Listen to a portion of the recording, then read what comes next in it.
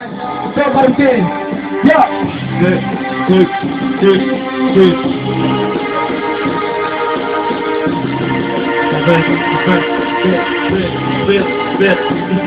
De lo que yo vengo a hablar es algo múltiple y claro. Se trata de asesinos pagados por el Estado. Se trata de un tiempo y a mí se lo quiere reconocer. La dictadura no se acaba para hablarnos del gobierno poder. Si sos negro te llevan, sin tener rastras te llevan. Si sos pobre te llevan, si les pinta el culo te llevan. ¿Cómo puede ser que vamos así? Las pretensiones y nociones son pura contradicción. ¿Cómo puede ser? La inseguridad del país, las bendiciones son fracciones, revisiones, ilusiones, basándome en percepciones y en renglones.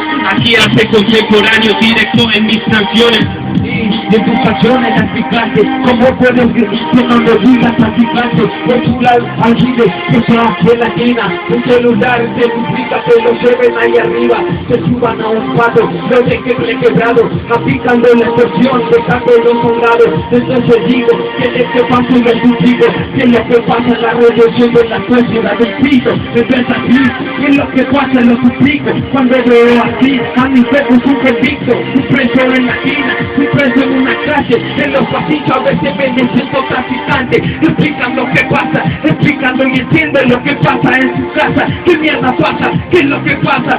Te dejas llevar por la droga, lo que te atrapa y te envenena a cada hora, y te envenena. Yo le suplico, pensarle más un poco, unirse a ese pico y pala, ponete a trabajar, mirar el barrio a punto de quedar, va a estallar. Bueno, es el momento de la pizza, la verdad yo me cago en todos los racistas.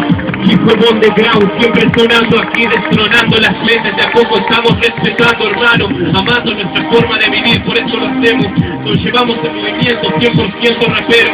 Sabes que no le hacemos caso a la iglesia y al clero, siempre avanzando con mucho esmero. ¡Oh!